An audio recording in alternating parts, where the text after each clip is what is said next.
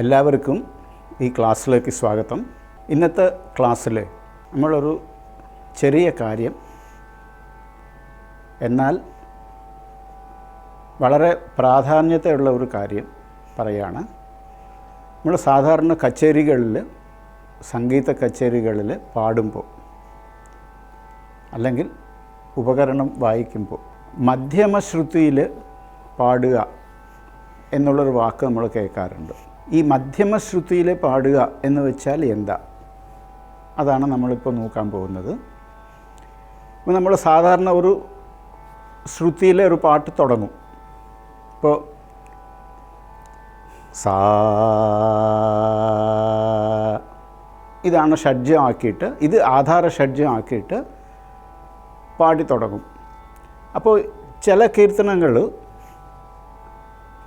ആ രാഗത്തിൻ്റെയും അതിൽ ഉള്ള സാഹിത്യത്തിൻ്റെയും ഭംഗി കൂട്ടാനും കുറച്ചും കൂടി ഇംപ്രസീവ് ആവാക്കാനും ഉള്ള ഒരു പ്രക്രിയയാണ് മധ്യമശ്രുതിയിൽ പാടുക എന്നുള്ളത്. സാ പ സാ, ഈ ശ്രുതിയിലാണ് നമ്മൾ കച്ചേരി മുഴുവനും പാടി വരികയാണെങ്കിൽ ഈ സാ എന്ന് മധ്യമം, അതായത് മാ എന്നുള്ള സ്വരം, ഈ മാ എന്നുദ്ദേശിക്കുന്നത് ശുദ്ധ മധ്യമമാണ്. സാ പ, ഈ സായും പായും നമ്മൾ സാധാരണ പാടുന്ന ശ്രുതി ആണെങ്കിൽ ഇതിൻ്റെ മധ്യമം സാ മാ, അതായത് ഇതാണ് സാ, ഇതാണ് മാ ശുദ്ധ മധ്യമം, മാ ഒന്നെന്ന് പറയുന്നത്. ഈ ശ്രുതിയിലാണ് പാട്ട് പാടുന്നുണ്ടെങ്കിൽ ചില കീർത്തനങ്ങൾ, ചില രാഗങ്ങളിൽ പാടുമ്പോൾ ഈ ശുദ്ധ മധ്യമമാണ് സാ ആക്കി പാടുക. നമ്മുടെ ഈ ശ്രുതി എന്ന് പറയുന്നത് ഷഡ്ജമാണ്. നമ്മൾ ആദ്യം പറഞ്ഞത് അങ്ങനെയാണ്.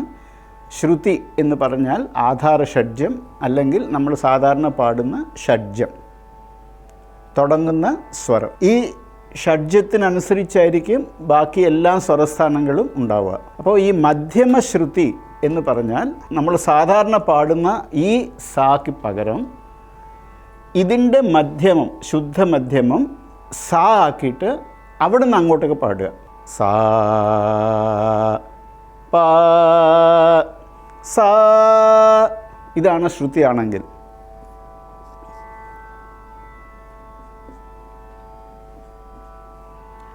സാ പ സാ, ഇതാണ് ശ്രുതിയാണെങ്കിൽ ഈ ശ്രുതിയിൽ മധ്യമം, ശുദ്ധ മധ്യമം സ്വരസ്ഥാനം സാ രേ ഗ മ, ഇതാണ് മാ. മാ, ഈ മാ സാ ആക്കിയിട്ട് പാടുക. സാ, എന്നിട്ട് ഇവിടുന്ന് അങ്ങോട്ടേക്കുള്ള സ്വരസ്ഥാനങ്ങൾ പാടുക. ഈ ശുദ്ധമധ്യമമാണ് സാ ആണെങ്കിൽ അടുത്ത നോട്ട് ശുദ്ധ ഋഷഭമാവും, അതിൻ്റെ അടുത്ത നോട്ട് ചതുശ്രുതി ഋഷഭമാവും, അതിൻ്റെ അടുത്ത നോട്ട് സാധാരണ ഗാന്ധാരം, അന്തർഗാന്ധാരം, ശുദ്ധമധ്യമം, പ്രതിമധ്യമം, പഞ്ചമം. അപ്പോൾ ശുദ്ധമധ്യമമാണ് സാ ആണെങ്കിൽ ആ ശ്രുതിയുടെ താരസ്ഥായി ഷഡ്ജം ഈ മധ്യമശ്രുതിയുടെ പഞ്ചമമാവും. ഇതിലാണ് മധ്യമശ്രുതിയിലെ പാടുക എന്ന് വെച്ചാൽ അതിൻ്റെ അർത്ഥം. നമ്മുടെ സാധാരണ പാടുന്ന കേൾക്കുന്ന ഒരു രാഗത്തിൻ്റെ പേര് ഞാൻ പറയാം, നാദനാമക്രിയ. ഈ നാദനാമക്രിയ എന്നുള്ള രാഗം പാടുമ്പോൾ ഇതിലുള്ള കൃതികളെല്ലാം ഒരുപാട് താഴ്ന്ന സ്ഥായിലോ അല്ലെങ്കിൽ മുകളിലെ സ്ഥായിലോ ഉള്ള പ്രയോഗങ്ങളില്ല. ഷഡ്ജം മുതൽ പഞ്ചമം വരെയുള്ള പ്രയോഗങ്ങൾ മാത്രം ഉണ്ടാവും. അതായത്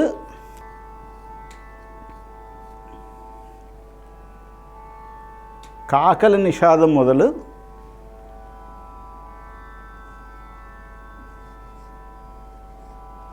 ശുദ്ധ ദൈവത്വം വരെയുള്ള പ്രയോഗങ്ങൾ. ഇതാണ് നാദനാമക്രിയ രാഗം. ഇപ്പോൾ നമ്മൾ നേരത്തെ പറഞ്ഞ പോലെ സാ, ഈ ശ്രുതിയിലാണ് കച്ചേരി പാടി വരിക. എന്നിട്ട് മധ്യമശ്രുതിയിലെ പാടുമ്പോൾ സാ മാ, ഇത് സാവും. സാ സാ രേ ഗ മാ പ. ഒരു എക്സാമ്പിൾ ഞാൻ പാടിത്തരാം. നമ്മൾ സാധാരണ കേൾക്കുന്ന പാഹി പാഹി ജഗൻമോഹന കൃഷ്ണ എന്നുള്ള കീർത്തനമുണ്ട്. ആ കീർത്തനം മധ്യമശ്രുതിയിലാണ് നമ്മൾ സാധാരണ പാടുക. ഇതാണ് ശ്രുതി. സാ. ഇതിൻ്റെ മധ്യമമാണ് സ മാ മാ. ഇവിടുന്ന് അങ്ങോട്ട് പാടുക. ഈ മാ സാ ആക്കി പാടുക. സാ പാഹി പാഹി ജഗൻമോഹന കൃഷ്ണ പരമാനന്ദ ശ്രീകൃഷ്ണ. അങ്ങനെയാണ് കേൾക്കുക. മധ്യമശ്രുതിയിൽ പാടുമ്പോൾ ഈ നാദനാമക്രിയ രാഗം ഇങ്ങനെയാണ് കേൾക്കുക. ഇത് മധ്യമശ്രുതി അല്ലാതെ സാധാരണ ശ്രുതിയിലെ പാടുകയാണെങ്കിൽ സാ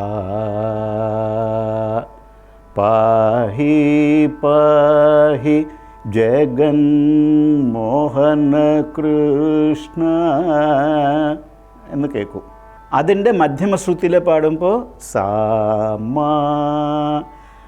ഈ മാ ആണ് സാ ആക്കി പാടുമ്പോൾ മാ സാ. പാഹി പാഹി ജഗൻമോഹന കൃഷ്ണ. ഇതാണ് മധ്യമശ്രുതിയിലെ പാടുക. എന്തിനാണ് മധ്യമശ്രുതിയിലെ പാടുന്നത്?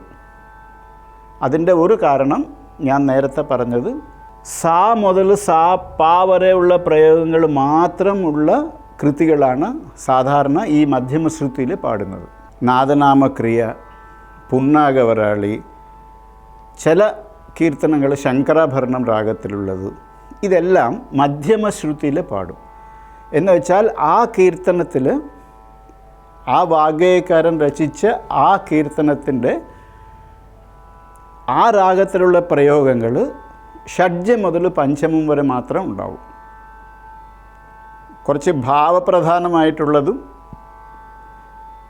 രാഗവിസ്താരമല്ലാതെ ഒരുപാട് രാഗസഞ്ചാരങ്ങളില്ലാത്ത പ്രയോഗങ്ങളുള്ള കീർത്തനങ്ങളായിരിക്കും. ഈ നാദനാമക്രിയയിൽ തന്നെ വേറൊരു കീർത്തനം പാടാൻ.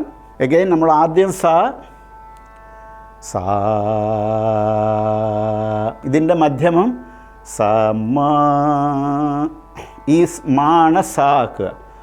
സാ ഏ തിരുഗനു ദയജൂചെദവോ ഇനവംശോത്തമ രാമ. മധ്യമശ്രുതിയിൽ ഇങ്ങനെ കേൾക്കുക. സാധാരണ ശ്രുതിയിൽ സാ ഏ തിരുഗനു ഇങ്ങനെ കേൾക്കും. അപ്പോൾ ഇങ്ങനെയുള്ള കീർത്തനങ്ങൾ മധ്യമശ്രുതിയിൽ പാടിയാൽ കുറച്ചുകൂടി ശ്രവണസുഖം കിട്ടാനും ആ രാഗത്തിൻ്റെ ഭാവവും ആ കീർത്തനത്തിൻ്റെ അർത്ഥവും കുറച്ചും കൂടി എൻഹാൻസ് ചെയ്ത് പറയാൻ വേണ്ടിയിട്ട്, പാടാൻ വേണ്ടിയിട്ടും പ്രയോജനപ്പെടും. അതിനു വേണ്ടിയിട്ടാണ് മധ്യമശ്രുതിയിൽ പാടുക. ചില കീർത്തനങ്ങൾ ശങ്കരാഭരണ രാഗം തന്നെയാണ്, പക്ഷെ അത് ഈ പറഞ്ഞ പോലെ സാ മുതൽ പാ വരെയുള്ള പ്രയോഗങ്ങൾ മാത്രം ആയതുകൊണ്ട് ആ കീർത്തനങ്ങൾ മധ്യമശ്രുതിയിൽ പാടാറുണ്ട്. ഇപ്പോൾ ശങ്കരാഭരണം രാഗത്തിൽ നമ്മൾ സാധാരണ ഉപയോഗിക്കുന്ന സ്വരങ്ങൾ, ശങ്കരാഭരണം സ്വരങ്ങൾ ഷഡ്ജം, ചതുശ്രുതി ഋഷഭം, അന്തർഗാന്ധാരം, ശുദ്ധമധ്യമം, പഞ്ചമം, ചതുശ്രുതി ദൈവതം, കാകലി നിഷാദം, പിന്നെ ഷഡ്ജം. ഈ എക്സ് മാർക്ക് വെച്ചിരിക്കുന്നതാണ് ശങ്കരാഭരണ രാഗത്തിൻ്റെ സ്വരസ്ഥാനങ്ങൾ. സാ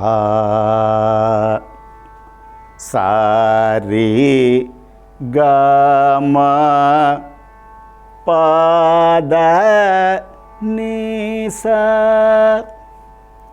സാ നീ ദ പ മാ ഗ രീ സ. ഇതാണ് സാധാരണ ശ്രുതിയിൽ ശങ്കരാഭരണം. ഇത് നമ്മൾ മധ്യമ ശ്രുതിയിലേക്ക് ആക്കുമ്പോൾ, മധ്യമമാണ് സ ആണെങ്കിൽ അതിൻ്റെ ചതുശ്രുതി ഋഷഭം ഇതിൻ്റെ പാവും. ചതുശ്രുതി ഋഷഭം കഴിഞ്ഞിട്ട് അന്തരഗാന്ധാരം, അന്തർഗാന്ധാരം കഴിഞ്ഞിട്ട് ശുദ്ധമധ്യമം, പിന്നെ പഞ്ചമം.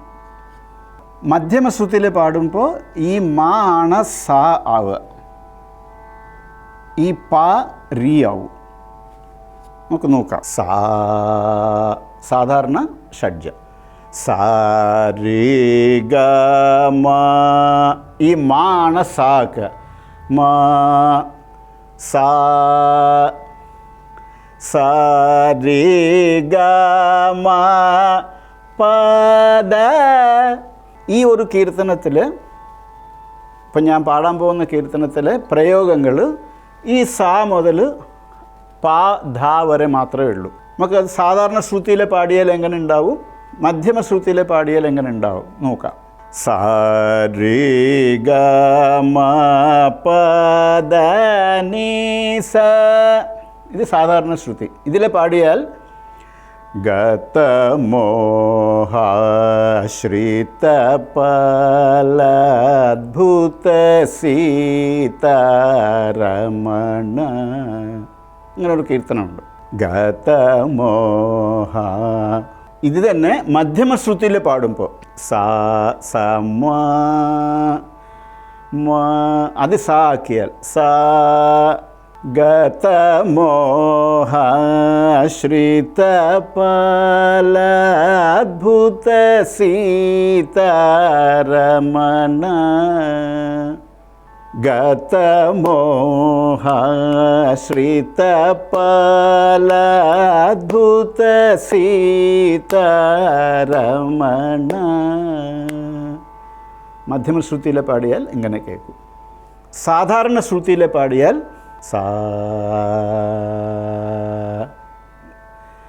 ഗതമോഹാശ്രിതപലദ്ഭുത സീതാരമണ.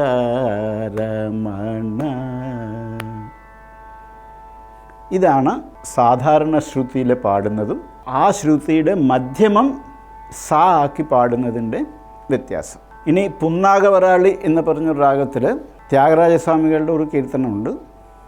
അത് സാധാരണ ശ്രുതിയിലേക്കാളും കുറച്ചുകൂടി ഭംഗി മധ്യമ ശ്രുതിയിൽ പാടുന്നതാണ്. അത് നമുക്ക് നോക്കാം.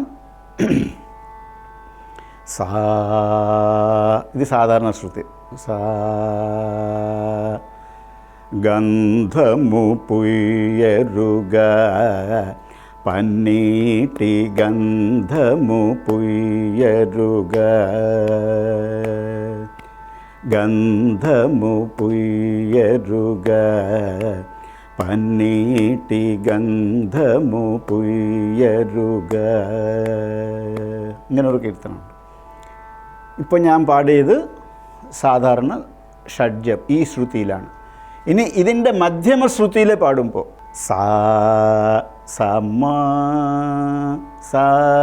ഇവിടുന്ന് പാടുമ്പോൾ ഗന്ധമു പുയ്യരുക പന്നീട്ടി ഗന്ധമു പുയ്യരുക. ഗന്ധമു പുയ്യരുക പന്നീട്ടി ഗന്ധമു പുയ്യരുക. అందమైన యదునందనుపై కుందరదనలిరవందగ పరిమళ గంధము പുയ്യരുക. മധ്യമ ശ്രുതിയിൽ പാടിയാൽ ഇങ്ങനെ ഇരിക്കും. ഇതന്നെ സാധാരണ ശ്രുതിയിൽ പാടിയാൽ ഗന്ധമു പുയ്യരുക പന്നീട്ടി ഗന്ധമു പുയ്യരുക. അപ്പോൾ കുറച്ചുകൂടി ഭംഗി വരാനും ഒരു കേൾവി സുഖം കിട്ടാൻ വേണ്ടിയിട്ടാണ് ചില കീർത്തനങ്ങൾ ചില രാഗങ്ങളിൽ മധ്യമശ്രുതിയിൽ പാടുന്നത്. ഇതാണ് നമ്മൾ മധ്യമശ്രുതിയിൽ പാടുക എന്നുള്ള പ്രക്രിയയുടെ അർത്ഥം. അപ്പോൾ ചില കീർത്തനങ്ങൾ മധ്യമശ്രുതിയിൽ പാടുമ്പോഴാണ് കുറച്ചുകൂടി ഒരു ഇമ്പമുണ്ടാവുക. അതിന് വേണ്ടിയിട്ടാണ് ഇങ്ങനെ ഒരു മധ്യമശ്രുതിയിൽ പാടുക എന്നുള്ള ഒരു കീഴ്വഴക്കം തുടങ്ങിയത്. നമുക്ക് അടുത്ത ക്ലാസ്സുകളിൽ വീണ്ടും കാണാം, കുറച്ചുകൂടി കാര്യങ്ങൾ പറയാം.